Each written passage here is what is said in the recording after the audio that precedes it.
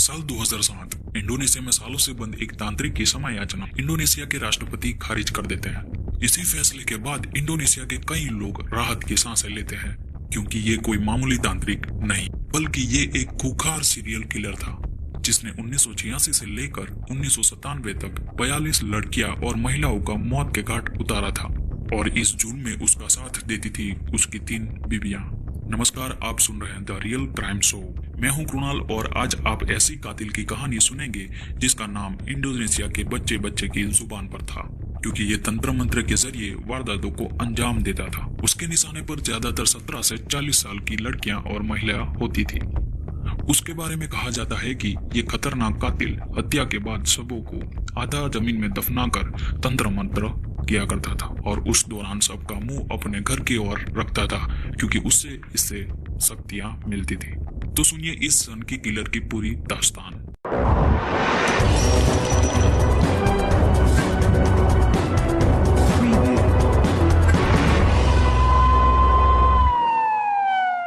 चौबीस अप्रैल 1997 21 साल की कैमला 15 साल के एक रिक्शा वाले एंड्रियास के रिक्शे में बैठकर मैदाम शहर के एक काला जादू करने वाले तांत्रिक के घर जाती है।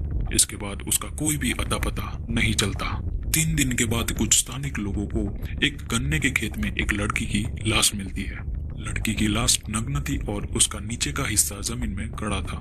पुलिस को खबर दी जाती है। जब खेत में लड़की की लाश की खबर पूरे शहर में फैल जाती है तो जिस एंड्रियास रिक्शा वाले ने जिस तांत्रिक के घर छोड़ा था वो उसकी पहचान कैनला के रूप में करता है और पुलिस को तांत्रिक के घर का पता बताता है। पुलिस तांत्रिक के घर पहुंचती है और उसी महिला के बारे में पूछताछ करती है। वो उसे पहचानने से इनकार कर देता है, लेकिन तलाशी के दौरान उसके घर से महिला का पर्स और ब्रेसलेट मिलने पर पुलिस का शक और भी गहरा जाता है।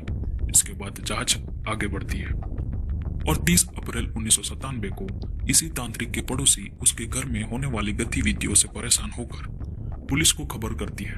पड़ोसियों का कहना था कि उन्हें अक्सर तांत्रिक के घर से अजीब तरह की आवाज सुनाई देती है, लेकिन कभी भी वो लोग तांत्रिक के घर में घुसने की हिम्मत नहीं कर पाए, क्योंकि वो एक तांत्रिक था और उसके घर के आसपास जाने में भी डर लगता था। लोगों की बातों से पुलिस को शक हुआ और वो पूरी तैयारी के साथ जब उसके घर में दाखिल हुए तो सभी के होश उड़ गए।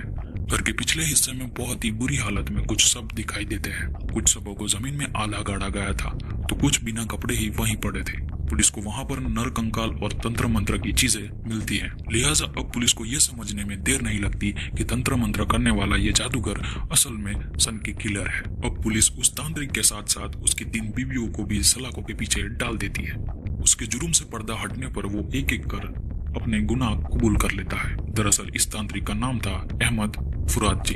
उसने पुलिस को बताया कि वो एक तांत्रिक है, इसलिए महिलाएं अपने पति या प्रेमी को वश में करने के लिए उसकी मदद लेती थी, जिसके लिए वो पैसे लेता था और उनके घर जाकर ये तंत्र मंत्र शुरू कर देता था और मौका मिलते ही वो उन्हीं महिलाओं का बड़ी बेरहमी से हत्या कर देता था।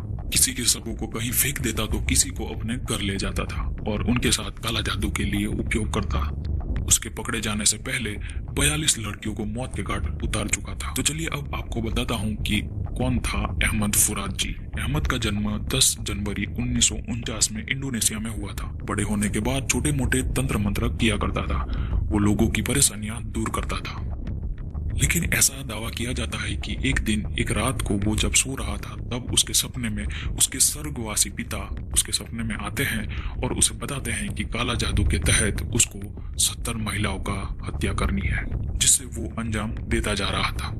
लेकिन अफसोस कि वो अपने मंसूबों में कामयाब नहीं हो पाया और उसने 42 हत्या करने के बाद ही पुलिस ने उसे दर दबोचा।